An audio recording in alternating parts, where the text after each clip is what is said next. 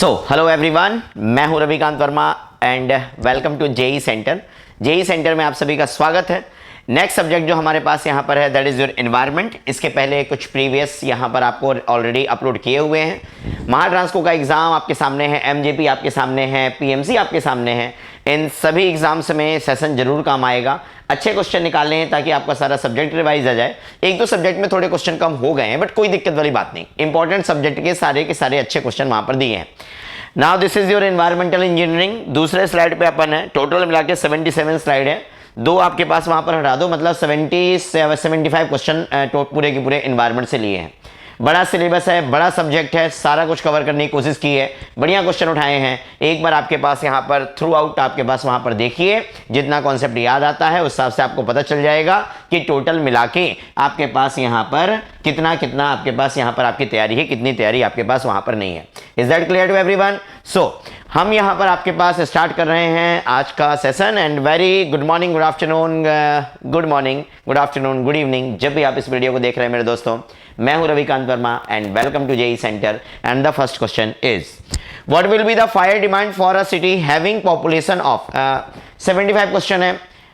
बहुत ज़्यादा स्पीड में नहीं बट क्वेश्चन का आंसर, उससे जुड़ा कॉन्सेप्ट, इतनी चीज डिलीवर करके मैं आगे बढ़ूंगा। Is that clear? नाउ आपके पास यहाँ पर क्या बोला हमने कि 4 लाख पॉपुलेशन है और कुचलिंग फॉर्मूला बोल रहा है। तो जब कुचलिंग फॉर्मूले की आपके पास यहाँ पर बात करते हैं, किसकी बात हम आपके पास यहाँ पर करते हैं? हम जब यहाँ पर आपके पास में कुचलिंग फॉर्मूले की बात करते हैं तो कुचलिंग फॉर्मूला होता है 3182√p। अगर हम बस्टन फॉर्मूला वो हमसे बोलता तो बस्टन फॉर्मूला हमारे पास यहाँ पर होता 5663√p। अगर आपके पास वो फायर अंडरराइटर फॉर्मूला बोलता तो वो होता 4637√p इंटू 1 - 0.01√p। अगर वो हमसे किलोलीटर में वैल्यू पूछता तो हम उसको जवाब देते 100√p। और अगर वो फ्रीमैन फॉर्मूला पूछता तो हमारे पास हम बोलते 1136 इंटू p/5 + 10 आपके पास यहाँ पर बोलते तो हमारे पास अपना आंसर आ जाता।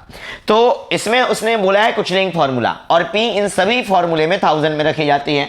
1000 मतलब 3 जीरो काट देने का, तो बचा कितना? 400। यहां पे रखिए आपके पास 400 में से 20 बाहर आएगा, और अगर 20 बाहर आएगा तो 3182 इंटू आपके पास 20 आप मल्टीप्लाई करेंगे तो 0 4 आप 16 आपके पास 1 2 1 2 और 1 3 और ये आपके पास है 63640। ये रहा आपके पास यहाँ पे लीटर पर मिनट में आंसर। लीटर पर मिनट, लीटर पर मिनट, लीटर पर मिनट, लीटर पर मिनट, किलोलीटर, इतने टोटल मिला के आपके पास यहाँ पर फायर डिमांड को कैलकुलेट करने के फॉर्मूले होते हैं। एक और आपके पास यहां पर है कि अगर सिटी की पॉपुलेशन 50 लाख के आसपास है तो फिर आप ये कैलकुलेशन मत करो, अब 1 LPCD लेके आपका काम वहां पर खत्म करो।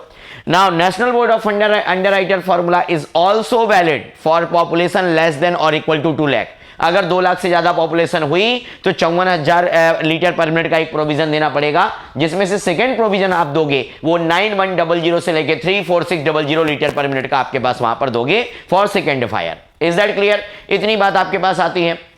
यहीं पे ये जो डेटा होता है ये central congested high valued city के लिए होता है।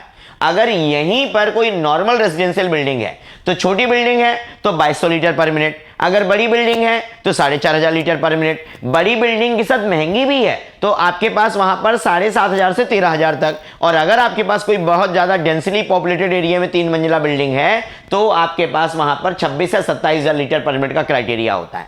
So this is the data जो आपके पास वहां पर आपको याद रखना है फायर डिमांड में।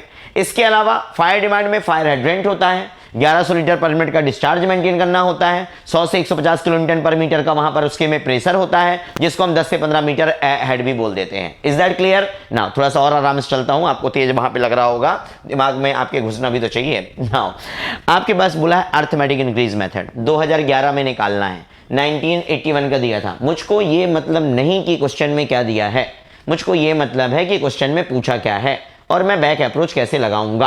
तो 2011 में पूछा अर्थमेटिक इंक्रीज मेथड पूछा तो ये होता है Pn = P0 प्लस आपके पास यहाँ पर NX बार।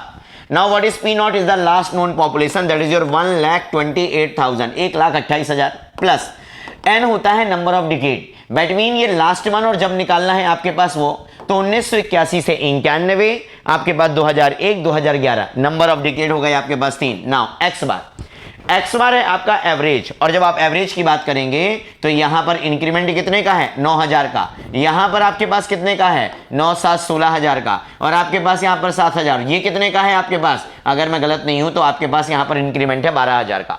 नाउ 9 7 16 और 10 26 27 28 कितने हो गए 28000।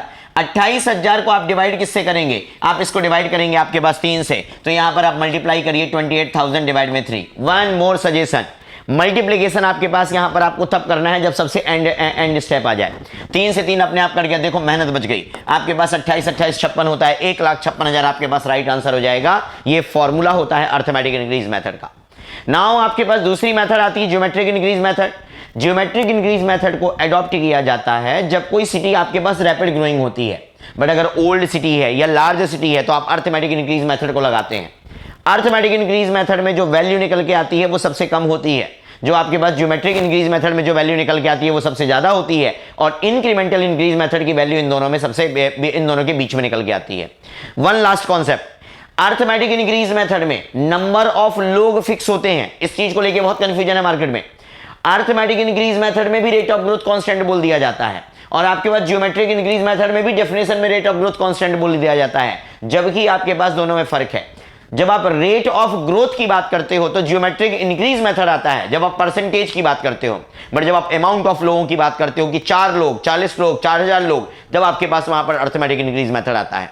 तो ये आपके पास यहां पर अलग अलग मेथड हैं, अलग अलग इनके आपके पास तरीके हैं। Now incremental increase method, incremental increase method में आपके पास में जो पॉपुलेशन में ग्रोथ है वो कांस्टेंट नहीं होगी, चाहे प्रोग्रेसिवली इंक्रीजिंग हो चाहे प्रोग्रेसिवली डिक्रीजिंग हो, बट आपके पास कांस्टेंट नहीं होगी, और पूरे ग्राफ को जो लेके चलता है वो होता है लॉग एस्कर मेथड। इसके अलावा लॉगरिथमिक मेथड भी आपके पास वहां पर ज्योमेट्रिक इंक्रीज मेथड का एक और नाम है। कंपाउंडिंग करो मेथड भी ज्योमेट्रिक इंक्रीज मेथड का नाम है। This is the total data of population estimation, that's it. Is that clear? चलो नाउ नेक्स्ट आपके पास यहां पर question, identify the method for the forecast of population of a town where the percentage increase आपके पास वहां पर बोल रहा है डिकेज टू डिकेड कांस्टेंट। जब भी परसेंट आपके पास यहां पर जिक्र करेगा तब आपके पास वहां पर नाम क्या होगा, ज्योमेट्रिक इंक्रीज मेथड। अगर इस क्वेश्चन में परसेंट का जिक्र ना करता, तो नंबर ऑफ पीपल का जिक्र करता, या आपके पास खाली ग्रोथ की बात यहां पर करता, तब आपके पास वहां पर राइट आंसर हो जाता arithmetic increase method. Is that clear? जो अभी पीछे समझाया था उसी का आपके पास आंसर है। नाउ नेक्स्ट आपके पास यहां पर बाकी ग्राफिकल मेथड जो बचा था पिछले ऑप्शन में, बाकी सारे ऑप्शन समझा दिए। ग्राफिकल मेथड आपके पास बहुत ज्यादा दिनों के लिए आप इस्तेमाल नहीं कर सकते, क्योंकि इसमें हम बाकी सारे फैक्टर्स को कांस्टेंट मानते हुए ग्राफ को एक्सटेंड करते हैं या ग्राफ को कंपेयर करते हैं। Got it? चलो now next question, a city has the population of 10,000 दिया है, आपके पास रैपिड फिल्टर 20 मीटर स्क्वायर दिया है, एवरेज फिल्टरेशन रेट दिया है, तो बोल रहा है आपके पास यहां पर कि रेट ऑफ डिमांड यहां पर क्या होगी। मेरे दोस्तों, एनवायरमेंट इंजीनियरिंग में अगर कभी आपको न्यूमेरिकल ना बने, 99% चांसेस हैं कि वो सॉल्व होगा आपका यूनिट से, वो सॉल्व होगा यूनिट से, अनटिल अनलेस कोई अलग सी चीज वहां पे ना दी हो। अगर आप यहां पर देखो तो पॉपुलेशन आपके पास दी है 10,000, मुझको पर हेड चाहिए है, मतलब अगर रेशियो जब मैं ऊपर नीचे इनको गुणा भाग करूंगा तो मुझे पर हेड मतलब हेड नीचे चाहिए, और हेड टोटल मिला के कितने हैं, हेड टोटल मिला के आपके पास 10,000 है, तो 10,000 तो आपका नीचे आएगा। नाउ आपको ये डे भी आपको नीचे ही चाहिए है, और डे अगर नीचे चाहिए तो ये जो 4,000 लीटर है ये आपके पास कहीं ना कहीं कहां जाएगा, ये आपके पास ऊपर जाएगा। तो 4,000 लीटर पर मीटर स्क्वायर पर आवर आपके पास हुआ, और ये 10,000 आपके पास यहां पे लोग हो गए। मुझको आंसर किसमें चाहिए, मुझको आंसर चाहिए लीटर पर हेड पर डे, लीटर पर हेड पर डे। ये तो मैं कर लूंगा इसको कन्वर्ट, मीटर स्क्वायर एक्स्ट्रा है, मतलब मीटर स्क्वायर से मल्टीप्लाई करना पड़ेगा, और अगर मैं गलत नहीं हूं तो यहां पर मीटर स्क्वायर कितना लिखा है, 20 मीटर स्क्वायर लिखा है। Is that clear? तो यहां पे आपके पास अल्टीमेटली होगा क्या, 1 2 3 4, 1 2 3 4, अल्टीमेटली आपके पास यहां पर कितना आ गया, 4 लीटर पर हेड पर आवर आ गया। और चाहिए मुझको दिन में, तो एक दिन के लिए आपके पास 1/24, तो 24 आपके पास यहां पर ऊपर जाएगा, तो ये आपके पास थोड़ा सा गलत हो गया। अगर आपके पास आंसर इसका 24 चौको कितना होता है, 24 दूनी 48, 96 आपके पास यहां पर होना चाहिए। 24 चौको 96, 4 2 8 हो गया आपके पास यहाँ। हाँ यस, ये 8 है ना मेरे दोस्तों, ये 4 था, ये 2 था, 4 2 जा आपके पास 8 हुआ, 24 अट्ठे, तो 24 चौको 96 और आपके पास यहाँ पर 96 आपके पास यहाँ पर चला जाएगा कितना, 8 चौको 32 आपके पास 2 3 आया, 8 दूनी 16, 16 दिन में 8 दूनी 16 और 3 19, 192 आपके पास में ऑप्शन नहीं है, तो फिर ऑप्शन आपके पास यहाँ सारे गलत है। 192 आपके पास यहाँ पे राइट आंसर होगा। 6 दूनी 12 दूनी 18 19, यस 192 आपके पास यहाँ पर आंसर होना चाहिए। एक बार क्रॉस चेक कर लीजिएगा, बाकी जितना मुझे लग रहा है उस हिसाब से गलत नहीं है। नाउ नेक्स्ट आपके पास यहाँ पर on peak hourly demand what is the maximum daily consumption for a city विच है, पीक आवरली डिमांड पूछ रहा है, क्वेश्चन में कंफ्यूज नहीं होना। Peak hourly demand, what is the maximum daily consumption of a city which have average daily demand? Average daily दिया है 1000, 2.7 का मल्टीप्लाई करिएगा, आवरली फैक्टर 2.7, डेली फैक्टर 1.8, आपके पास यहाँ पर monthly factor 1.28, weekly factor 1.48। Is that clear? Peak factor का value, peak factor आपके पास यहां पर होता है 1.8 into T to the power minus 0.1। यहां से आपके पास क्या आ जाएगी, यहां से टी का वैल्यू आप टाइम इन डेज रखेंगे तो आपको पीक फैक्टर मिल जाएगा। पीक फैक्टर पॉपुलेशन के हिसाब से भी वेरी करता है। बहुत तेज स्पीड हो रहा है क्या, थोड़ा स्लो करता हूं। पीक फैक्टर आपके पास यहां पर पॉपुलेशन के हिसाब से ही वेरी करता है। 2 लाख से अगर आपके पास वहां पर कम पॉपुलेशन है तो यहां पर आपके पास में क्या, 2 लाख से ज्यादा पॉपुलेशन तो पीक फैक्टर 2, 50,000 से 2 लाख पीक फैक्टर 2.5 और 50,000 से कम में पीक फैक्टर होता है 3 आपके पास यहां पर। चलो now next, which of the following method is used to forecast the population of old and very large. अभी बोला था जब ओल्ड और लार्ज की बात आएगी तो अर्थमेटिक इंक्रीज होगा, ज्योमेट्रिक इंक्रीज होता है आपके पास रैपिड ग्रोइंग सिटी में। यहां पर ग्राफिकल मेथड ज्यादा लंबे समय के लिए नहीं, लॉजिस्टिक कर्व आपके पास पूरे पॉपुलेशन ग्रोथ पे डिपेंड करता है। चौथा ऑप्शन आपके पास वहां पर तब होगा। चलो नाउ नेक्स्ट आपके पास यहां पर as per Indian standard specification peak discharge for domestic purpose per capita per minute, data का क्वेश्चन है मेरे दोस्तों। 5 से 10 यूजर के लिए 1.8 लीटर, 15 यूजर के लिए 1.2 लीटर, 20 यूजर के लिए 1.35 लीटर। बिल्कुल राइट आपके पास यहाँ पर ऑल ऑफ द एबोव यहाँ पर राइट है। कई एग्जाम में डायरेक्टली आपके पास सेम टू सेम क्वेश्चन पूछा गया है, बिंदास तरीके से वहां पर याद करके चलो, डी आंसर आपके पास यहाँ पे राइट है। Got it? Next, total water consumption including domestic commercial and industrial demand. अगर केवल डोमेस्टिक बोलता तो मैं 135 टिक करता, डोमेस्टिक में अगर HIG बोलता तो मैं 200 टिक करता, वो सारा कुछ बोल रहा है तो मैं टिक करूंगा आपके पास यहाँ पे 270 और ये वैल्यू कहीं कहीं पर आपके पास में 350 भी लिखी मिलेगी, दोनों में से कोई एक आपको ऑप्शन में मिलेगा। यहां पर ऑप्शन में 270 है तो मेरा आंसर आपके पास यहां पर क्या होगा, 270 आपके पास यहां पर होगा। डोमेस्टिक मिनिमम आपके पास यहां पर 135 LIG, मैक्सिमम 200 फॉर आपके पास HIG। इंडस्ट्रियल वाटर डिमांड 50 से लेके 350 LPCD तक वेरी करेगी। कमर्शियल वाटर डिमांड 20 से लेके 50 तक आपके पास यहां पर वेरी करेगी on an average. Specific data पूछे तो बताना कि हॉस्पिटल का 340 होता है नंबर ऑफ बेड अगर 100 से कम हो तो, और अगर नंबर ऑफ बेड 100 से ज्यादा होंगे तो 450 आपके पास वहां पर LPCD हो जाएगा। इतना डेटा वहां पर उसको बता के देना। पब्लिक यूज कितना बताओगे, 5%, और लॉसेस एंड थेफ्ट कितना बताओगे, 10 से 15%। Is that clear? चलो नाउ नेक्स्ट आपके पास यहां पर average rate of water consumption per litre head as per Indian standard. अब देखो जब वो जिक्र ना करे तो मिनिमम बताना, और आपके पास 2 ऑप्शन सेम टू सेम हो गए। यहां पर मिसप्रिंट आपके पास यहां पर हो गया होगा 135 litre per capita per day आपके पास मिनिमम कंजप्शन यहां पर देखने को मिलता है। नेक्स्ट, सर वो एवरेज बोल रहा है, नहीं इतना दिमाग नहीं लगाने का है, इतना दिमाग AE के पेपर में नहीं लगता है। Is that clear? वो एवरेज बोल रहा है, क्या बोल रहा है देखो, उसने क्या कुछ नहीं बोला 135, कुछ बोल देता तो मैं 200 135 में कंपेयर करता आपके पास वहां पे। चलो now next, total water requirement of a city, total water requirement, total demand जो आपके पास यहां पर आप लेते हो मेरे दोस्तों, टोटल वाटर डिमांड जो आप लेते हो ये लेते हो मैक्सिमम ऑफ पहला, या तो आप यहां पर कोइंसिडेंस डिमांड को लेते हो, या तो आपके पास यहां पर किसको लेते हो, पीक आवरली डिमांड को लेते हो। इन दोनों में जो भी मैक्सिमम होगा। Now what is coincidence, what can be coincidence? Coincidence ये हो सकता है कि संडे का दिन हो और आग लग जाए, मतलब मैक्सिमम डेली डिमांड प्लस आपके पास फायर डिमांड। संयोग आपके पास ये नहीं होगा कि संडे का दिन सुबह 9 से 10 जब सब नहाने बैठे हैं और तभी आग लग जाए। और बोलेगी सर क्यों नहीं हो सकता, अगर हो गया तो पहले आग बुझाना, नहाना बाद में। Is that clear? घर में आग लगी तो आग बुझाओगे, नहाओगे नहीं। Is that clear? तो इसीलिए मैक्सिमम आवरली डिमांड में फायर डिमांड को ऐड नहीं किया जाता, क्योंकि this can not be a coincidence. हम इसका सॉल्यूशन निकाल सकते हैं, बट हाँ संडे के दिन सोते में आग लग जाए ये कोइंसिडेंस हो सकता है। इसीलिए आपके पास यहाँ पर maximum daily demand plus fire demand coincident demand कहलाता है, और पीक डिमांड आपका पीक आवरली डिमांड है। इन दोनों में जो भी मैक्सिमम होगा वही हमारा टोटल डिमांड होता है। So maximum hourly demand plus fire demand, daily demand plus fire demand. आपके पास यहाँ पर ये गलत यहाँ पे लिखा हुआ है, या तो यहाँ पे भाई साहब आप डेली कर दो, या तो आपके पास यहाँ पर आप मैक्सिमम कर दो, और इन दोनों में जो भी मैक्सिमम हो वो आपके पास वहां पर आंसर हो जाएगा। तो ये हमारे पास हमने देखो ऑप्शन में लिखा हुआ है, it will be the maximum of this one and this one. Got it? चलो now next, according to IS code the permissible limit of total dissolved solid TDS in case of absence of alternate other water source। तो government के पास fund नहीं है, हर government के पास fund नहीं है, हर जगह पे ट्रीटमेंट प्लांट नहीं लगा सकती, इसलिए वो आपके पास एक्सेप्टेबल से थोड़ा सा आपके पास आगे जाती है, थोड़ा सा खतरे में डालती है लोगों को कि इनको दवाई पिलाई जाएगी तो ये आपके पास अपने आप सही हो जाएंगे। तो इसीलिए आपके पास वहां पर आती है कौन सी, रिजेक्शन लिमिट आती है। और जब वहां पर वो ऐसे वर्डिंग लिखता है कि absence of any other alternate water source, तो राइट आंसर आपके पास यहाँ पर क्या बोलती है वो, कि 2000 मिलीग्राम पर लीटर आपके पास होगा।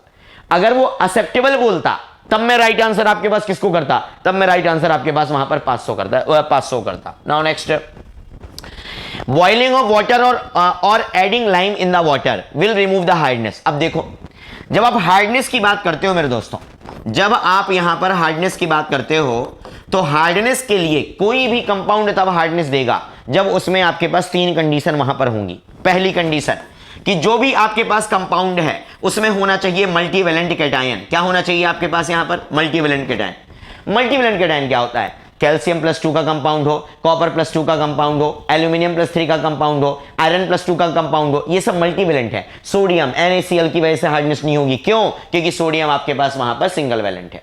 सूडो हार्डनेस सोडियम देता है, दैट इज द केमिस्ट्री का एक अलग केस है, उसके बारे में हमको नहीं जाना। We are here for environmental engineering, chemistry जितनी जरूरत है उतनी ही हम पढ़ेंगे। सूडो हार्डनेस कभी पूछे तो बताना, सोडियम की वजह से होती है, बाकी आपके पास नहीं होती। तो पहला केस होता है आपका, पहला क्राइटेरिया ये सेटिस्फाई होना चाहिए कि आपके पास मल्टीवैलेंट कैटायन वहां पर हो। नाउ ये मल्टीवैलेंट कैटायन 5 में से कोई एक कंपाउंड बनाए, या तो CO3 2- के साथ जुड़े, या तो SCO3- के साथ जुड़े, या तो SO4 2- के साथ जुड़े, या तो NO3- के साथ जुड़े, या तो फिर Cl- के साथ जुड़े। अगर ये मल्टीवैलेंट कैटायन इन 5 में से किसी एक के साथ भी जुड़ेगा तो हार्डनेस के लिए सेकंड कंडीशन सेटिस्फाई होगी। और तीसरी कंडीशन जो आपके पास यहां पर आती है वो ये है कि जो भी कंपाउंड होगा वो डिसॉल्व स्टेट में होना चाहिए, पानी में घुला हुआ होना चाहिए, तभी वो हार्डनेस देगा, अदरवाइज आपके पास वहां पर वो हार्डनेस आपको नहीं देगा। इतनी बात आप वहां पर याद रखना। नाउ अब अगर मैं बोलूं आपके पास बताओ ये CaSO4 हार्डनेस देगा क्या, अरे बिल्कुल देगा। कैल्शियम आपके पास +2 है, SO4 5 में से एक कंपाउंड है, बिल्कुल हार्डनेस देगा। इस तरीके से आपके पास क्या, आपके पास वहां पर कि मैं बोलूं कि कैल्शियम फॉस्फेट आपके पास हार्डनेस देगा क्या, नहीं देगा, क्योंकि फॉस्फेट आपके पास कोई भी कंपाउंड नहीं है। ऐसे आपके पास यहां पर होता है ना। अब अगर ऊपर वाला जो आपके पास मल्टीवैलेंट कैटायन है वो ऊपर के 2 से रिएक्ट करके कंपाउंड बनाए और हार्डनेस दे, तब उसको बोलते हैं टेम्पररी हार्डनेस, या इसको बोलते हैं कार्बोनेट हार्डनेस। अगर ये मल्टीवैलेंट कैटायन नीचे के 3 में से किसी एक के साथ कंपाउंड बनाए तब उसको बोलते हैं आपके पास नॉन कार्बोनेट हार्डनेस, या इसको बोलते हैं permanent hardness. Now temporary hardness, temporary hardness को रिमूव करने के लिए आप यहां पर बॉइलिंग करवा सकते हैं या लाइम का एडिशन करवा सकते हैं। बट जब आप यहां पर परमानेंट हार्डनेस को रिमूव करने की बात करेंगे तो आप सॉफ्टनिंग टेक्निक को लगाते हैं, जिसमें लाइम सोडा प्रोसेस आता है, जिसमें जियोलाइट प्रोसेस आता है, जिसमें डीमिनरलाइजेशन आता है। डीमिनरलाइजेशन और लाइम सोडा प्रोसेस और zeolite process 0 hardness of water produce करते हैं, और लाइम सोडा प्रोसेस जो है वो 0 हार्डनेस ऑफ वाटर प्रोड्यूस नहीं करता। बट इससे हमको कुछ भी फर्क नहीं पड़ता, क्योंकि वो जिस रेंज में पानी को लाके छोड़ता है वो हमारे लिए परमिसिबल लिमिट के अंदर होती है। अरे यस और no, this is the main concept. So आपके पास यहां पर बोला कि एडिशन ऑफ लाइम से क्या कौन सी निकलती, सल्फेट निकलती क्या, अरे नहीं भाई साहब। आपके पास क्लोराइड निकलती क्या, अरे नको। आपके पास नाइट्रेट निकलती क्या, बिल्कुल नको। तो राइट आंसर आपके पास यहां पर क्या होगा, कार्बोनेट आपके पास यहां पर राइट आंसर होगा। Is that clear to everyone? चलो नाउ नेक्स्ट आपके पास यहां पर measure the degree at which water losses is transparency due to the presence of suspended particulate. बताओ पानी क्लाउडी कब दिखता है, पानी धुंधला कब दिखता है, कब आपके पास वो ट्रांसपेरेंसी खो देता है, जब उसमें टर्बिडिटी आती है भाई। तो राइट आंसर क्या होगा, टर्बिडिटी। कोएगुलेशन तो ट्रीटमेंट का प्रोसेस है कि कोएगुलेंट डालते हैं, स्टिकी प्रेसिपिटेट बनता है, उसमें आपके पास पार्टिकल बैठता है तो कोएगुलेशन हो गया। पार्टिकल बैठा फ्लॉक बना, फ्लॉकुलेशन कहलाया। फ्लॉक नीचे सेटल कर गया, सेडिमेंटेशन कहलाया। बताओ भला कि कोएगुलेंट कौन कौन से होते हैं। अरे सर पता है हमको, हमारे पास एलम होता है Al2SO4 whole thrice into 18H2O। Sir हमारे पास कॉपरस होता है FeSO4 इंटू 7H2O। सर हमारे पास क्लोरीनेटेड कॉपरस होता है FeCl3 प्लस Fe2SO4 का होल थ्राइज। सर हमारे पास सोडियम एल्यूमिनेट होता है Na2Al2O4 होता है। Is that clear? तो ये आपके पास। सर सबसे बेस्ट कौन होता है? सबसे बेस्ट आपके पास यहाँ पर कौन होता है कोएगुलेंट में? एलम होता है। सर इसका नॉर्मल डोज बता दो, 10 से 30 मिलीग्राम पर लीटर होता है। सर इसका फेवरेबल पीएच रेंज बता दो, 6.5 टू आपके पास वहां पर 8.5 होता है। सर इसका डोज पता करने के लिए कौन सा टेस्ट अडॉप्ट करते हैं? सर इसके लिए आपके पास वहां पर जार टेस्ट अडॉप्ट करते हैं। जब कोएगुलेंट को पानी में मिलाते हैं, लास्ट स्टेटमेंट, और जब कोएगुलेंट को पानी में मिलाते हैं, एलम को पानी में मिलाते हैं, तो ये बाइकार्बोनेट एल्किनिटी से रिएक्ट करता है और रिएक्ट करके पानी से आपके पास ये हार्डनेस तो रिमूव करता है आपके पास यहाँ पर, सॉरी कोएगुलेंट का काम तो करता है बट हार्डनेस इंड्यूस करता है और एसिडिटी इंड्यूस करता है। Is that clear? चलो इसका आंसर क्या था? Turbidity. Next, acceptable limit of fluoride. Acceptable limit 1 milligram पर लीटर, रिजेक्शन लिमिट 1.5 से आपके पास ऊपर जाएगा डेंटल फ्लोरोसिस होता है, आपके पास 1 से कम आपके पास होगा दांत कमजोर यहां पर पड़ जाते हैं, ठीक है ना। तो ये आपके पास यहां पर एक्सेप्टेबल लिमिट कितनी होती है? 1 मिलीग्राम पर लीटर होती है। और बोन फ्लोरोसिस कब होता है? जब 5 मिलीग्राम पर लीटर से ज्यादा चला जाता है। नेक्स्ट, ब्लू बेबी सिंड्रोम किसकी वजह से है? तो नाइट्रोजन के 4 कंपाउंड मिलते हैं। सबसे पहले आपके पास यहां पर मिलता है फ्री अमोनिया, फिर दूसरा आपके पास यहां पर मिलता है ऑर्गेनिक अमोनिया, तीसरा मिलता है आपके पास यहां पर नाइट्राइट NO2- और लास्ट मिलता है आपके पास यहां पर nitrate, that is your NO3-। Blue baby syndrome होता है NO3- की वजह से, और यही दिखाता है आपका ओल्ड पॉल्यूशन। फ्री अमोनिया आपके पास यहां पर दिखाता है रिसेंट पॉल्यूशन, ये दिखाता है presence of nitrogen before the decomposition of organic matter has been started, and NO2- आपके पास दिखाता है माइक्रो ऑर्गेनिज्म का प्रेजेंस। इसीलिए ये हाईली डेंजरस होता है, इसीलिए इसका एक्सेप्टेबल रिजेक्शन लिमिट 0 मिलीग्राम पर लीटर है। ये ओल्ड पॉल्यूशन दिखाता है, डेंजरस नहीं है, इसीलिए 45 मिलीग्राम पर लीटर होता है। इसका आपके पास एक्सेप्टेबल रिजेक्शन लिमिट 0.15 मिलीग्राम पर लीटर होता है, और इसका एक्सेप्टेबल रिजेक्शन लिमिट आपके पास 0.30 मिलीग्राम पर लीटर आपके पास होता है। तो नाउ क्वेश्चन में था blue baby syndrome, blue baby disease, या इसी डिसीज का एक और नाम है जिसको हम बोलते हैं मैथमेग्लोबिनीमिया आपके पास यहां पर बोलते हैं, और ये आपके पास यहां पर एक्सेस नाइट्रेट की वजह से होता है जब कंसंट्रेशन 45 मिलीग्राम पर लीटर से आगे जाता है। Next, in groundwater the muddy or cloudy appearance of clay or such other particle that present hindrance to the path of light is measured by screening, no Nessler's tube। Screening आपके पास filtration में आपके पास इस्तेमाल करते हैं, treatment units के तरीके से इस्तेमाल करते हैं। नेस्लर्स ट्यूब टिंटोमीटर में आप यहां पर इस्तेमाल करते हैं। स्टीव टर्बिडिटी मीटर पता नहीं, स्टीवन को हम जानते नहीं हैं, हम जानते हैं जैक्सन को, इसलिए हम राइट आंसर किसको करेंगे? जैक्सन टर्बिड मीटर को राइट आंसर करेंगे। Turbidity rod meter method, Jackson turbid meter, आपके पास यहां पर बाइलिस टर्बिड मीटर और नेफ्लोमीटर, इतने टोटल मिला के 4 मीटर हमको वहां पर देखने को मिलते हैं। चलो आपके पास next, permanent hardness of water is removed by all of the following except. Permanent hardness आपके पास यहां पर रिमूव की जा सकती है सभी से, केवल छोड़ के किसको? तो आपके पास यहां पर जियोलाइट प्रोसेस, यस बिल्कुल zero hardness of water. Lime soda process, yes permanent hardness को रिमूव करता है बट 30 से 50 मिलीग्राम पर लीटर की रेंज में लाके छोड़ देता है। डीआयनाइजेशन प्रोसेस, डीमिनरलाइजेशन, डीआयनाइजेशन, आयन एक्सचेंज, ये सब आपके पास यहीं पर होती हैं। लास्ट आपके पास बॉइलिंग प्रोसेस, बॉइलिंग प्रोसेस हमारा राइट आंसर यहां पर होगा, क्योंकि उसने ये पूछा था किससे रिमूव नहीं होगी, क्योंकि बॉइलिंग और एडिशन ऑफ लाइम से टेम्पररी हार्डनेस रिमूव होती है। Next question, standard EDTA solution is used to determine. EDTA solution होता है, EBT इंडिकेटर होता है, आपके पास ये इस्तेमाल होता है किसके लिए? हार्डनेस को निकालने के लिए इस्तेमाल होता है। जब आप क्लोरीन की बात करते हैं, क्लोराइड की बात करते हैं, तो मोहर मेथड का इस्तेमाल होता है। स्टैंडर्ड सिल्वर नाइट्रेट सॉल्यूशन का इस्तेमाल आप करते हैं, KMnO4 पोटेशियम क्रोमेट आप यहां पर साथ में इंडिकेटर की तरह लाते हैं। एसिडिटी इन वाटर के लिए आप H+ आयन कंसंट्रेशन को निकालते हैं, इसमें आपके पास इसको नापने के लिए pH मीटर होता है, और आपके पास यहां पर एक्वास्कोप का भी इस्तेमाल करते हैं। इंडिकेटर की तरीके से आप कलर इंडिकेटर का इस्तेमाल करते हैं, जिसमें मिथाइल ऑरेंज आता है और आपके पास वहां पर फिनोप्थिलीन आता है। Is that clear? चलो ये डेटा आपके पास यहां पर इसके रिगार्डिंग था। नाउ बी कॉली टेस्ट में ग्रीन लैक्टोज बाइल का, ये आपने बहुत कम लोगों ने सुना होगा, जिसको मालूम है तो बता दो, कोई दिक्कत नहीं। नाउ ग्रीन लैक्टोज बाइल का, एक आपके पास इस्तेमाल करते थे वहां पर किसका? एक आपके पास यहां पर इस्तेमाल करते थे लैक्टोज ब्रोथ का। लैक्टोज ग्रोथ का इस्तेमाल करते हैं प्रिजम्पटिव में, और कन्फर्म्ड में आपके पास यहां पर इस्तेमाल करते हैं किसका, ग्रीन लैक्टोज बाइल का इस्तेमाल करते हैं। क्या करते थे इसके थ्रू, पैथोजन का पता आपके पास वहां पे लगाया करते थे। और किसका पार्ट है ये, MPN test, most probable number test का आपके पास यहां पर ये पार्ट होता है। चलो अगला question. Potassium thiocyanate is used to colour both the water sample and the standard solution to determination of. याद रखना मेरे दोस्तों, पोटेशियम थायोसाइनेट आपके पास यहां पर जो होता है ये आयरन के लिए इस्तेमाल किया जाता है। किसके लिए इस्तेमाल करते हैं आप, आयरन के लिए इस्तेमाल करते हैं। Now these are the chemical compound.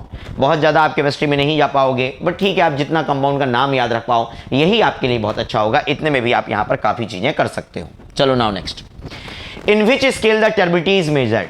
Turbidity को मेजर करने के लिए मेरे दोस्तों होती है STU, या फिर होता है आपके पास JTU, या फिर होता है आपके पास NTU, या तो होता है आपके पास वहां पर FTU।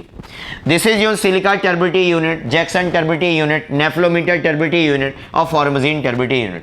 जिसमें से हमारा IS को ड्रिंकिंग वाटर के लिए जो रिकमेंड करता है वो NTU रिकमेंड करता है। एक्सेप्टेबल लिमिट 1 होती है और रिजेक्शन लिमिट आपके पास वहां पर कितनी होती है, 5 आपके पास यहां पर होती है। तो on which scale turbidity is measured, platinum scale no, platinum cobalt scale का पता आपके पास वहां पे कलर के लिए इस्तेमाल करते हैं। सिलिका प्लेटिनम कुछ भी लिखा हुआ है, राइट आंसर हमारे पास यहां पर क्या होगा, standard silica scale will be the right answer.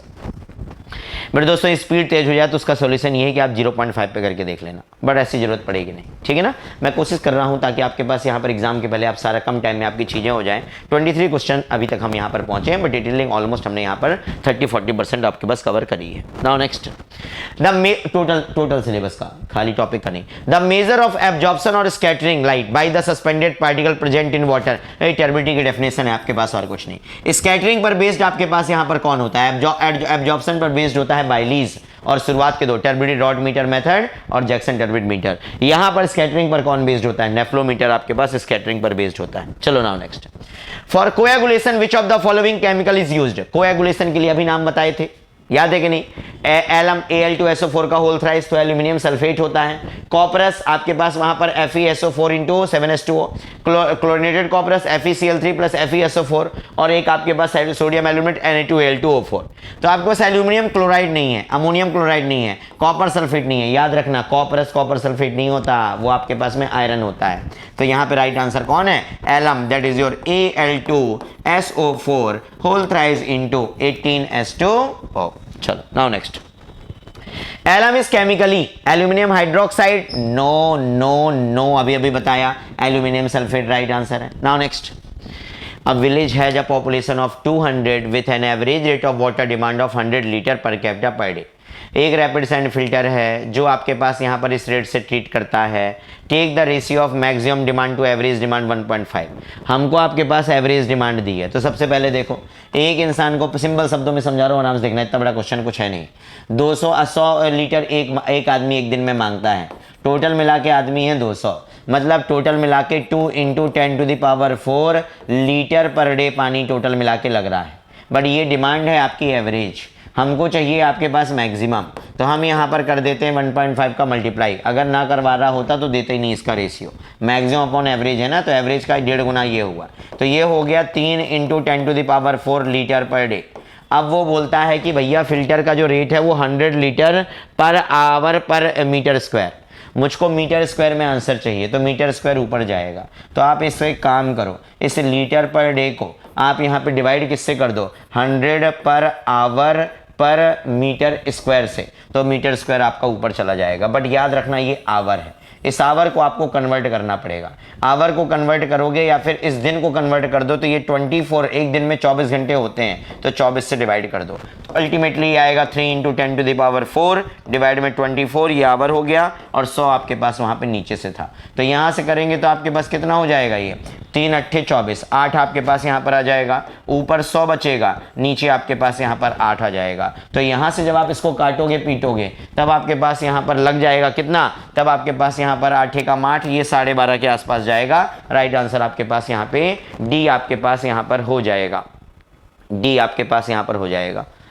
Yes okay, D answer आपके पास वहाँ पे राइट होगा। नेक्स्ट आपके पास यहाँ पर देखो, नेक्स्ट क्या बोला है, filtration, aeration, zeolite process, ozone treatment, कौन कौन सा होता है देखो। तो सबसे पहले तो आपके पास यहाँ पर magnesium cation, iron and manganese they are soluble insoluble, का बता दिया है ये। डिसइंफेक्शन आपके पास कौन करवाएगा? डिसइंफेक्शन तो ओजोन से जाएगा, खत्म करो इसको। कैल्शियम और मैग्नीशियम कैटायन, देखो कैल्शियम, इसको थोड़ा रुक के बताओ। फिल्ट्रेशन में आपके पास यहाँ पर कौन जाएगा? सस्पेंडेड इम्प्योरिटी जाएगा। जियोलाइट प्रोसेस में क्या जाएगा? आयरन और मैग्नीज, आयरन और मैग्नीज वाला ये आपके पास होगा। जियोलाइट प्रोसेस में आपके पास ये जाएगा, मतलब सी का गया आपके पास वहां पर 3, तो सी का 3, सी का 3। एरेशन में आपके पास क्या? आयरन मैग्नीज जब आपके पास होते हैं मौजूद, तो हम एरिएशन मिक्सिंग सेडिमेंटेशन करवाते हैं। जियोलाइट प्रोसेस आपके पास यहाँ पर किस में जाएगा? आपके पास मतलब डी का कौन गया? डी का आपके पास यहाँ पर किधर गया? डी का आपके पास 4 गया, डी का 4 गया। ई का आपके पास वहां पे देखो 2 गया, एफ का आपके पास यहाँ पर 1 गया। राइट आंसर हमारे पास कौन हो गया? बी आंसर हमारे पास राइट हो गया। Got it? चलो now next. Which of the following is not used as coagulant? आपको बताया था alum yes, copperas yes, ferric chloride yes, sodium carbonate, ये आपके पास यहाँ पर राइट आंसर होगा। इसका आप इस्तेमाल नहीं करते हैं। D will be the right answer. अभी अभी नाम लिए थे। Next, which of the following oxidizing chemical is generally used for disinfection of drinking water in the water treatment plant? किस चीज का इस्तेमाल आपके पास इन जनरल डिसइंफेक्शन में करवाते हैं? The famous in disinfection. And आपके पास यहां पर आसान भी कौन सा है? आसान आपके पास क्लोरीन है। D will be the right answer.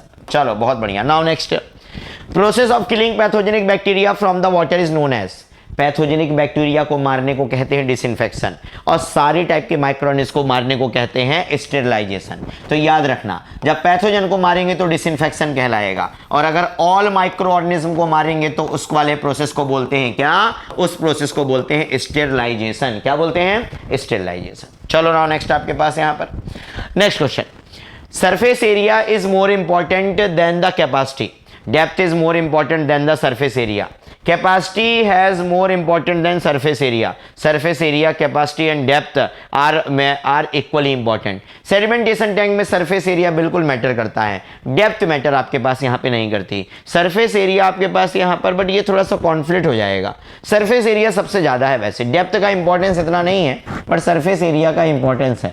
इसको आपके पास वहां पर देखना, मुझे ऐसा लगता है कि surface area is more important than capacity आएगा। ऐसा इसलिए मैं बोल रहा हूं क्योंकि सरफेस एरिया को मुझे सबसे ज्यादा इंपॉर्टेंस देना पड़ेगा, क्योंकि सेटलिंग वेलोसिटी में सरफेस एरिया आपके पास वहां पर आता है, डेप्थ नहीं आती। नेक्स्ट, ब्रेक पॉइंट आपके पास यहां पर क्या है? देखो सिंपल सी बात है, ये आपके पास वहां पर आपने पानी लिया, यहां पर आपने इसको मारने के लिए, माइक्रोऑर्गेनिज्म को मारने के लिए फॉर सपोज 5 ग्राम क्लोरीन दिया, यहां पे माइक्रोऑर्गेनिज्म आपके पास यहां पर मरा और बचा क्लोरीन आपके पास खाली 2 ग्राम, तो लगा कितना? 3 ग्राम।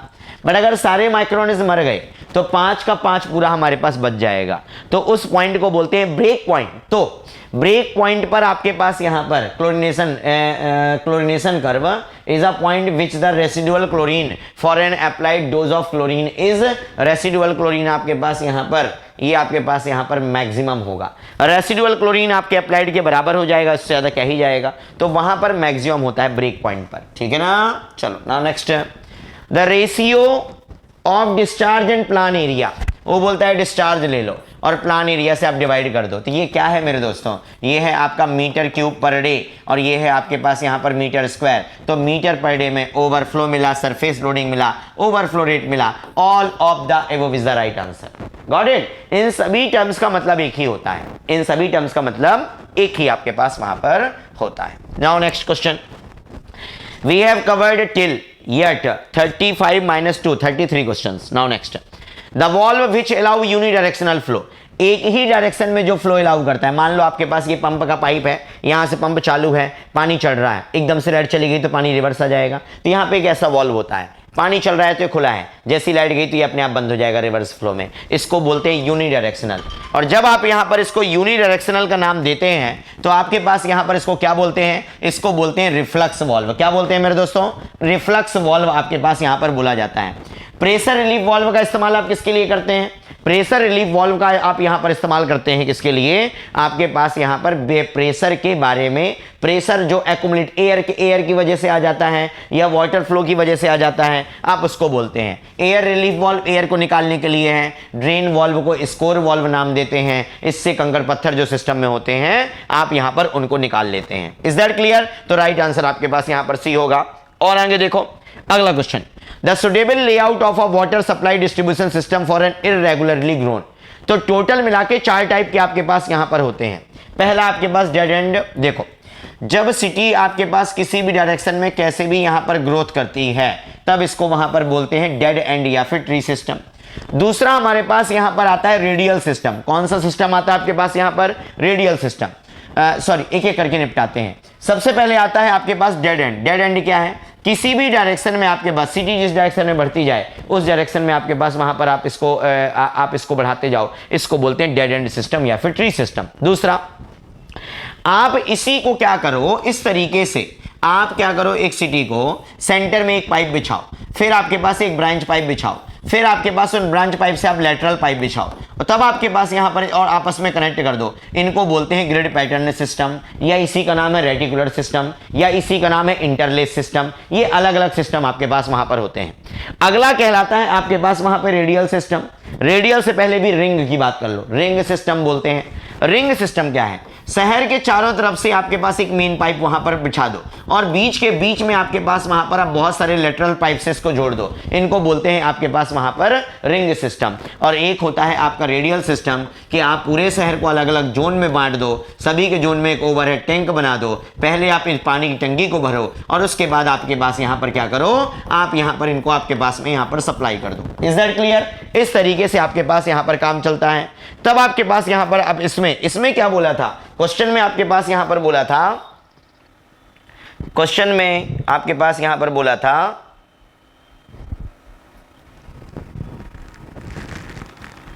क्वेश्चन में आपके पास यहां पर बोला था क्या?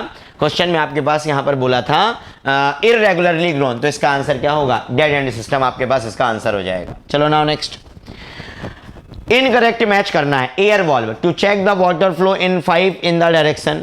Check valve to release the accumulated air in the pipeline. Scour valve to drain और empty the valve. Surge arrester control of water hammer. ये तो राइट है भाई साहब, ये भी राइट है। एयर वाल्व आपके पास यहां पर ये तो नहीं हुआ सही यार। चेक वाल्व आपके पास यहां पर ठीक है, आप यहां पर एक्यूमुलेटेड, हालांकि आप एयर रिलीफ वाल्व इस्तेमाल करते हैं, ये दोनों कहीं ना कहीं थोड़े थोड़े गलत हैं भाई। यहां पर चेक वाल्व इसमें होना चाहिए, एयर वाल्व इसमें होना चाहिए। ये दोनों के दोनों थोड़े से पटांग दिए हैं, क्रॉस चेक करिएगा आपके पास यहां पर। जब तक चलते हैं आपके पास आगे। The trap which is provided to disconnect the house drain from the street sewer is called master trap, intercepting trap, interception manhole. All options are correct. सारी चीजों का इस्तेमाल करते हैं, सारी चीजें आपके पास इंटरसेप्शन चैम्बर वगैरह सब बना होता है। राइट आंसर है आपके पास सारा का सारा। चलो now next, traps are used in the household drainage system to prevent entry of foul gas in the house, restrict the flow of water, provide the partial vacuum, trap the solid waste। Traps इसलिए provide करवाए जाते हैं ताकि बदबू ना आए, ठीक है ना। आपके पास वाटर सील का काम करते हैं, वो वाटर सील के साथ वहां पर वो फाउल गैसेस की एंट्री को वहां पर रोकते हैं मेरे दोस्तों। Next, the pipe which is installed in the house drainage to preserve the water seal of the trap. कौन सा पाइप आपके पास होता है बताओ? To preserve the water seal of the trap. Soil pipe, waste pipe, vent pipe की anti siphonage pipe है। Anti siphonage pipe का इस्तेमाल करते हैं। वेंट पाइप का काम क्या है? फाउल गैसेस को एटमॉस्फेयर में छोड़ देना। सॉइल वेस्ट और सॉइल एंड वेस्ट पाइप क्या है? ह्यूमन वेस्ट वगैरह को कैरी करवाने का काम यहां पर ये करते हैं। Now next, the layout of distribution system in which water flows towards the outer periphery. बाहर की तरफ आपके पास जब यहां पर पानी आपके पास यहां पर इस तरीके से जाता है तब इसको वहां पर कौन सा सिस्टम बोलते हैं? रेडियल सिस्टम आपके पास यहां पर बोला जाता है। अभी थोड़ी देर पहले आपको सिस्टम समझाए थे। चलो now next, the following data pertains to a sewage sample. आराम से आपके पास देखो, इनिशियल डीओ दिया है, फाइनल डीओ दिया है, डाइल्यूशन दिया है। नाउ फॉर्मूला होता है DO initial minus DO final into dilution factor, होता है कि नहीं? डीओ इनिशियल कितना दिया? 12, डीओ फाइनल कितना दिया? 4। Now dilution factor. जब भी डाइल्यूशन फैक्टर परसेंट में दिया हो 100 अपॉन वो परसेंट की वैल्यू कर देना। अगर आपके पास यहाँ पे डाइल्यूशन रेशियो दिया हो तो 1 अपॉन डाइल्यूशन रेशियो कर देना। अगर आपके पास लिखा हो कि एक सैंपल में दूसरा सैंपल मिला रहे हैं तो दोनों का टोटल ऊपर और इनिशियल सैंपल नीचे लिख देना। और बाद में अगर टोटल सैंपल ही दिखाया हो तो टोटल सैंपल ऊपर दिखाना, नीचे आपके पास इनिशियल दिखाना। यहाँ पे परसेंटेज बोला था तो मैंने 100 डिवाइड में 2 कर दिया, तो आपके पास यहाँ पर 12 में 4 गया 8, आपके पास यहाँ पर 800 डिवाइड में 2, 400 आपके पास राइट आंसर हो जाएगा। 400 मेरे पास यहाँ पे राइट आंसर हो जाएगा। Is that clear to everyone? चलो now next question, the exertion of biological oxygen demand by micro organism is called exertion of by micro organism oxygen को खाएंगे, एक्सर्शन ऑफ माइक्रो आपके पास बीओडी रीऑक्सीजनेशन। हाँ, micro organism को चाहिए oxygen, oxygen चाहिए for the decomposition of organic matter, तो ये oxygen का इस्तेमाल करेंगे, इसको बोलते हैं डीऑक्सीजनेशन। एटमॉस्फेयर से या किसी एक्टिविटी से उसमें ऑक्सीजन ऐड होती है, उसको बोलते हैं रीऑक्सीजनेशन। आपके पास ट्रांसपिरेशन पौधे से रिलेट करता है, और यूट्रोफिकेशन आपके पास वो तालाब वालाब में पूरा नहीं, पूरा का पूरा प्रोडक्टिविटी से पूरा का पूरा पैक हो जाता है यहाँ पर जलीय पौधों से, तब आपके पास वहाँ पर उसको यूट्रोफिकेशन बोलते हैं, जो बेसिकली होता है नाइट्रोजन और फॉस्फोरस कंटेंट की वजह से, और इसमें आपके पास पूरे की पूरी तालाब पैक हो जाता है। चलो now next, Which of the following is a chemical characteristic of waste water? बताओ केमिकल। ऑर्डर सूंघ के पता लगा लेंगे, कलर चख के पता लगा लेंगे, टेम्परेचर छू के पता लगा लेंगे, बीओडी देख के नहीं लगा पाओगे। तो हमारे पास chemical oxygen biological oxygen demand क्या है? बायोलॉजिकल ऑक्सीजन डिमांड हमारा केमिकल वाटर क्वालिटी पैरामीटर है, physical water quality parameter. Suspended solid, turbidity, taste and order, temperature, colour, chemical water quality parameter. Total dissolve solid आपके पास यहाँ पर TDS, हालांकि दोनों में कभी कभी वहां भी लिखता है, कभी कभी यहाँ भी लिखता है। PH, hardness, alkalinity, nitrogen content, fluoride content, chloride content, आपके पास मेटल्स सारे के सारे आपके पास केमिकल में। और पैथोजन का पता लगाने के लिए बायोलॉजिकल वाटर क्वालिटी पैरामीटर हमारे पास यहाँ पर होता है। चलो now next, biochemical oxygen demand must be. ओ भाई, बायोलॉजिकल खाना जो पानी जो पी रहे हो उसमें ऐसा हो कि ऑर्गेनिक मैटर हो जिसको डिकम्पोज करवाए, माइक्रोऑर्गेनिज्म और ऑक्सीजन मांगे? अरे नहीं, कितना होना चाहिए? बीओडी जितना कम उतना अच्छा, तो 0 होना चाहिए। चलो now next, what is the theoretical oxygen demand of glucose solution concentration 500 milligram पर लीटर? सुनना ध्यान से, 180 ग्राम ग्लूकोज के लिए लगता है 192 ग्राम ऑक्सीजन, तो एक के लिए लगेगा 192 डिवाइड में 180, तो 500 के लिए कितना लगेगा भैया? 192 इंटू 500 डिवाइड में 180 कर दो, कैंसिल कैंसिल, आपके पास यहाँ पर 2 नाम 18, 25 दूनी पर। भाई मैं हिंदी मीडियम का विद्यार्थी हूँ, मैं ऐसे ही सॉल्व करता हूँ ना। आपके पास यहाँ पर मल्टीप्लाई करो, 25 दूनी 50, आपके पास आया 5, 25 नंबर 225 और 5 230, हासिल आया आप, ये ज़्यादा हो गया आपके पास यहाँ पर 23, 25 से कम 25, 25 और 23 कितना हुआ? 25 3 28, 10 38 10 48 डिवाइड में कितना? 9 9 से 9 पना 45, आपके पास 8 5 गया 3 0, तो आपके पास 9 तो 27 आया, तो आपके पास वहाँ पर 3 आ गए, वापस आपके पास 3 533.33 आपके पास वहाँ पर राइट आंसर होगा मेरे दोस्तों। ये मालूम है ना कैसे आया? मालूम है ना, C6H12O6 plus 6O2 that is equal to 6CO2 plus आपके पास 6H2O। इसको काउंट करो 180 निकलेगा आपके पास वहां पर, इसको काउंट करो 192 निकलेगा। Got it everyone? Carbon 12, hydrogen 1, oxygen 16, that's it. Next, the correct graphical representation of BOD time. अब देखो मेरे दोस्तों, टाइम के साथ बीओडी का यूसेज दिखाओ तो ये आंसर होना चाहिए, बट हम बीओडी की अवेलेबिलिटी दिखाते हैं किसी वेस्ट वाटर में, तो ग्राफ हम ये वाला राइट करते हैं। ईएससी के प्रीवियस ईयर में पूछा गया क्वेश्चन है, इसलिए आप इस वाले को राइट मत करना, राइट आपके पास आप इस वाले को करना। Got it? ये बेसिकली इन्फ्लुएंस्ड है नाइट्रोजनस बीओडी और कार्बनस बीओडी से, इसलिए राइट आंसर आपके पास यहाँ पर ये। नेक्स्ट, 5 दिन की बीओडी और अल्टीमेट बीओडी बताओ। तो भैया 5 दिन की जो बीओडी होती है, बीओडी 5 जो होती है वो 68% ऑफ बीओडी अल्टीमेट होती है। यहीं पे 9 से 10 दिन की जो बीओडी होती है वो आपके पास यहाँ पर कितनी होती है? वो आपके पास यहाँ पर 90% आपके पास होती है, और पूरा मिलने में 2 से 3 महीने लग जाते हैं ना। 68 आपके पास यहाँ पर क्या होगा? 2/3 होगा। बीओडी 5 दिन और 20 डिग्री सेल्सियस के लिए निकाली जाती है, and it is the amount of oxygen required for to decompose biochemical oxygen demand. Is that clear? It is the amount of oxygen required to decompose biodegradable organic matter. Bio plus non bio के लिए जो लगता है वो आपके पास COD होता है, और बीओडी अल्टीमेट और सीओडी का रेशियो जो आपके पास यहां पर होता है that should be less then और इक्वल टू 1। नाउ बीओडी 5 और सीओडी का जो रेशियो आपके पास यहां पे निकल के आता है that should be less than 0.68, ये आपके पास यहां पर वैल्यू आती है। Is that clear to everyone? चलो नाउ नेक्स्ट क्वेश्चन। अभी तक मेरे दोस्तों हम 47 क्वेश्चन कर चुके हैं, स्लाइड नंबर 49 दिख रहा होगा, 2 माइनस कर देना। 47 क्वेश्चन आपके पास यहां पर कर चुके हैं, और अप्रोक्सीमेट टाइम हमारे पास आधे घंटे 40 मिनट के आसपास यहां पर कुछ हो रहा है। Is that clear? नाउ आपके पास यहां पर the harmful bacteria which may be present in sewage may be. Harmful bacteria sewage में आपके पास यहां पर कौन सा प्रेजेंट होता है? ई कॉली, बी कॉली, वाइब्रियो क्लोरी और आपके पास एंटामोइबा हिस्टोलिका। सो मेरे दोस्तों यहां पर बात सीवेज की चल रही है, ना कि आपके टेस्टिंग की बात चल रही है, ना कि वो टाइप की बात कर रहा है। हार्मफुल सारे हैं, बट आपके पास यहां पर हमारे सीवेज में कौन सा मिलता है? सीवेज में मेरे दोस्तों यहां पर मिलता है वाइब्रियो क्लोरी, जिसकी वजह से बीमारी होती है आपके पास यहां पर क्या, जिसकी वजह से बीमारी आपके पास यहां पर होती है कौन सी? कोलेरा की बीमारी यहां पर देखने को मिलती है। चलो नाउ नेक्स्ट आपके पास यहां पर, for the survival of fish in the river system minimum DO is required, कितनी होती है? फिशेस के सर्वाइवल के लिए, मछलियों के सर्वाइवल के लिए मिनिमम डीओ कितना रिक्वायर्ड है? मिनिमम डीओ आपके पास यहां पर 4 ppm रिक्वायर्ड होता है मछलियों के जिंदा रहने के लिए। वन मोर थिंग, डीओ की वैल्यू आप बढ़ाइए, डीओ की वैल्यू आपके पास बढ़ेगी, ऐसे नहीं बोलना चाहिए, ऐसे बोलना चाहिए। टेम्परेचर अगर आपके पास बढ़ेगा तो डीओ की वैल्यू आपके पास यहां पर कम होती है।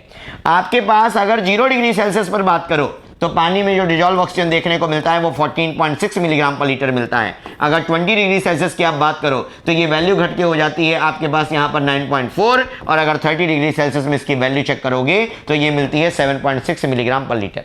ये आपके पास डीओ की वैल्यू है अलग अलग टेम्परेचर पर।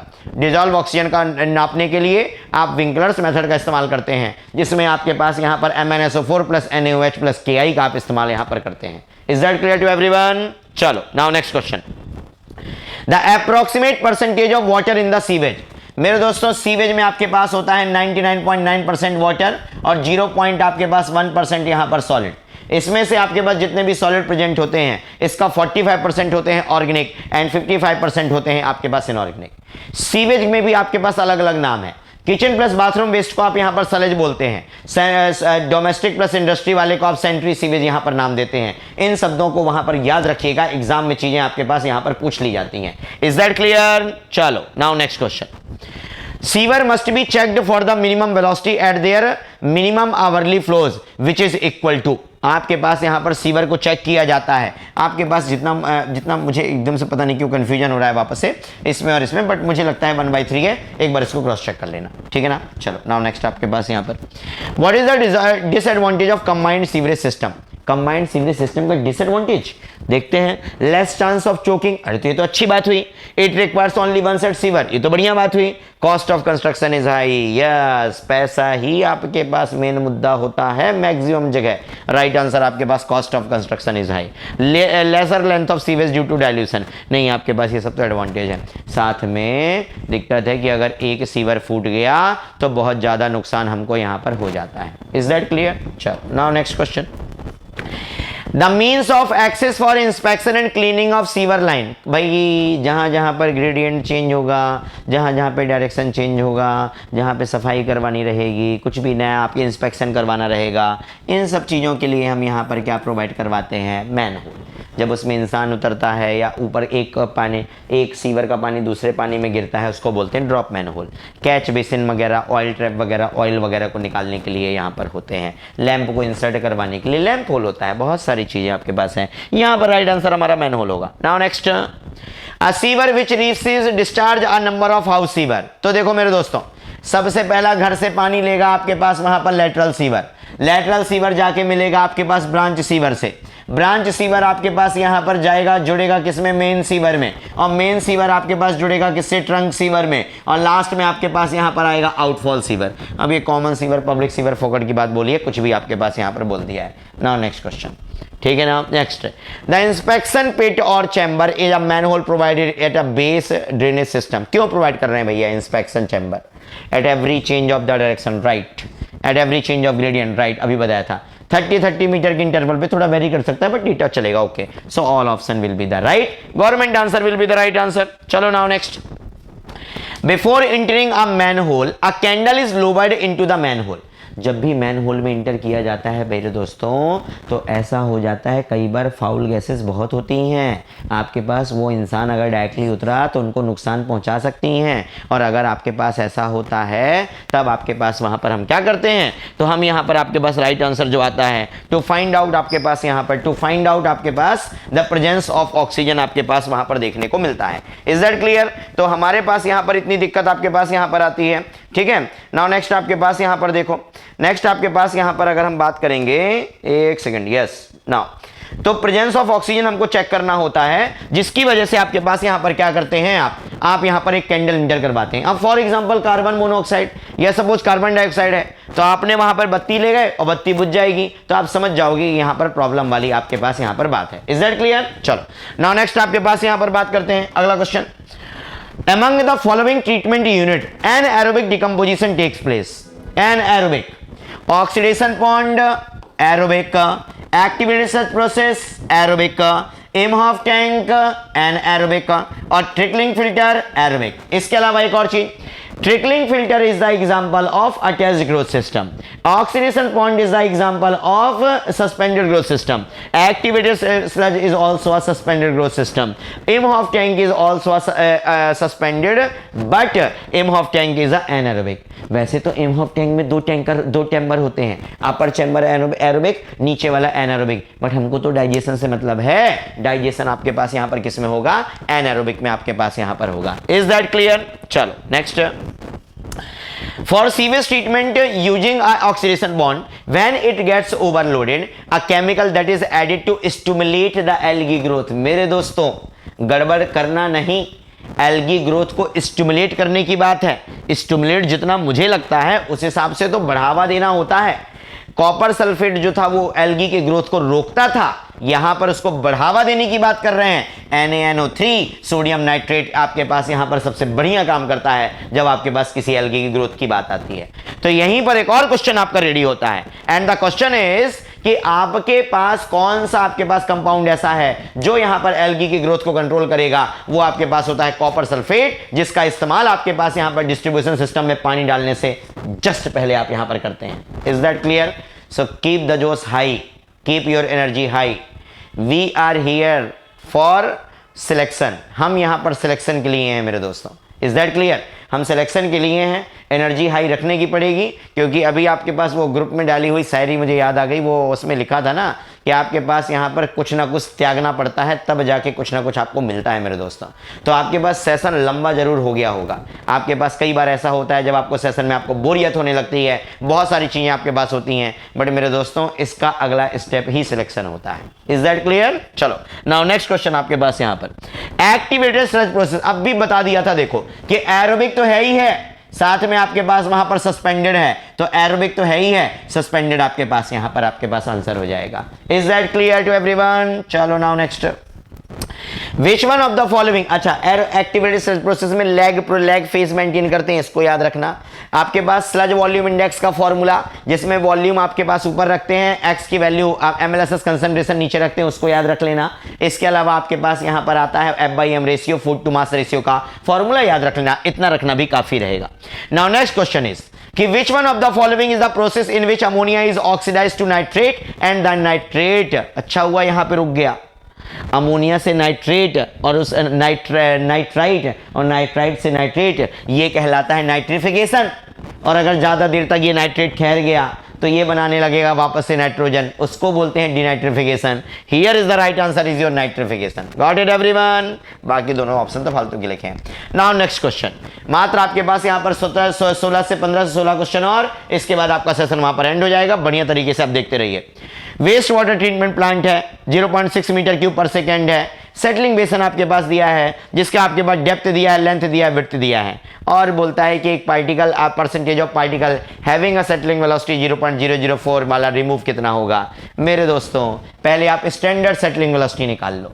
स्टैंडर्ड सेटलिंग वेलोसिटी आप कैसे निकलेगी? 0.6 मीटर क्यूब पर सेकेंड को आपके पास यहां पर आपको बेस एरिया से डिवाइड करना पड़ेगा, और टैंक का जो बेस एरिया होगा क्या होगा? वो होगा आपके पास एक लेंथ होगी और एक आपके पास वहां पर क्या होगा?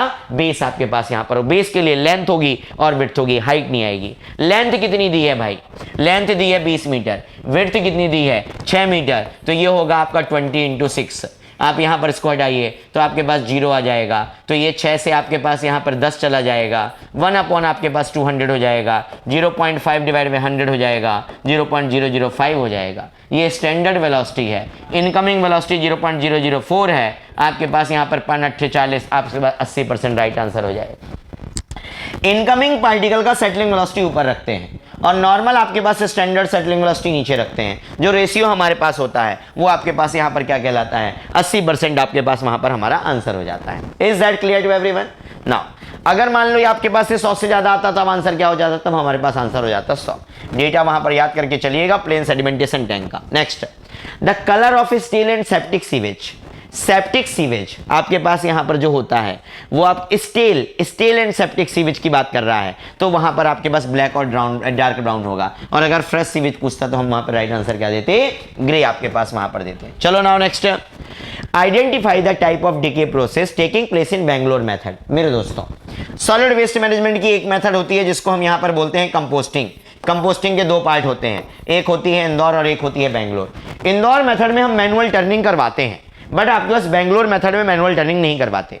मतलब कि फील्ड में गए, गड्ढा बनाया, 2 से 3 महीने तक आपने मैनुअल टर्निंग करवाई और बाद में मिट्टी से कवर कर दिया, इसको बोलते हैं इंदौर मेथड। आपने गए गड्ढा बनाया, आपने सॉलिड वेस्ट रखा और पूरा पैक करके चले आए 4 से 5 महीनों के लिए, इसको बोलते हैं आपके पास वहां पर बेंगलोर मेथड। सो हमारे पास इंदौर मेथड एरोबिक प्रोसेस है, बेंगलोर मेथड एनारोबिक प्रोसेस है। नाउ क्वेश्चन, किसमें आपके पास यहां पर बेंगलोर में कैसा होता है, बेंगलोर में एनारोबिक है, इंदौर में एरोबिक। पहला ही ऑप्शन आपके पास वहां पे राइट हो गया। राइट आंसर हमारे पास यहां पर क्या होगा, आपके पास एरोबिक। इंदौर में टाइम कम लगता है, बेंगलोर में टाइम ज्यादा लगता है। Next, the best procedure for the disposal of batteries. Batteries मेरे दोस्तों, इनको डिस्पोजल करने का कुछ आपके पास नहीं, recycle is the best option. Recycle is the best option हमारे पास यहां पर होता है। चलो now next question, the disposal of screen is done by. Screening को जब भी डिस्पोज करवाना होता है ना तो इंसिनरेशन का इस्तेमाल करते हैं। ये चीजें रटनी पड़ेंगी। रटनी क्या, अगर पढ़ा होगा प्रॉपर तो मिलेगा, तो रट जाता है, अदरवाइज पूरी पिक्चर बताने के लिए तो 2-3 घंटे चाहिए। नाउ नेक्स्ट, इंदौर मेथड जो है कंपोस्टिंग की, वो कितने मंथ लेती है कंप्लीट होने में, 1.5, बहुत ही ज्यादा जल्दी करवा दिए। 3 मंथ आपके पास, 4 मंथ आपके पास यहाँ पर ओके है, क्योंकि 5, 5.5, 6 महीने लगते हैं आपके पास किसमें, यहाँ पर लगते हैं आपको वहां पर बेंगलोर में, तो यहाँ पर 4 हफ्ते राइट आंसर हो जाएगा। चलो now next, the aerobic method of mechanical composting. Aerobic method of mechanical composting, aerobic method अभी बताया कौन सा, इंदौर, क्योंकि ये दोनों तो होते भी नहीं है और ये एनारोबिक है। राइट आंसर क्या हो गया, इंदौर। चलो मेरे दोस्तों, बहुत फास्ट तो नहीं हो रहा है, आराम से सुनो। एयर पॉल्यूटेंट में कौन सा रिस्पॉन्सिबल है ग्रीन हाउस के लिए, कार्बन डाइऑक्साइड, चंगा सी, मीथेन, चंगा सी, सल्फर डाइऑक्साइड, नको, आपके पास क्लोरोफ्लोरोकार्बन, यस, कार्बन मोनोऑक्साइड, नको। तो आपके पास यहां पर देखो कौन कौन सा हुआ, 1 2 4, D is the right answer.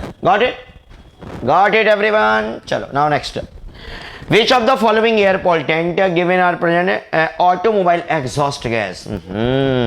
Automobile exhaust gas, carbon monoxide, incomplete combustion 101%। तो आपके पास 4th ऑप्शन में होगा तो आंसर खत्म 1 3 and 4। देखो मेरे दोस्तों, पेन को लेके मैं श्योर नहीं था, तो यहाँ पे क्या हुआ, मतलब तो हो जाता है कभी कभी, तो आपके पास यहाँ पर क्या है, 4 से मुझे पता चल गया। कार्बन मोनोऑक्साइड तो आपके पास वहाँ पर मिलती ही है, इनकम्प्लीट कंबस्टन आपको देखने को मिलता ही है। चलो नाउ नेक्स्ट आपके पास में, identify the one which is not an ozone layer depleting material. Chlorofluorocarbon, not की बात चल रही है। क्लोरोफ्लोरोकार्बन आपके पास यहाँ पर, कॉपर सल्फेट आपके पास यहाँ पर डिप्लीटिंग नहीं है। कॉपर सल्फेट तो हमारे लिए अच्छा है, एल्गी की ग्रोथ को आपके पास यहाँ पे रोकता है। Is that clear? एल्गी की ग्रोथ को आपके पास यहाँ पर ये रोकता हुआ आपको दिखाई देता है। Is that clear?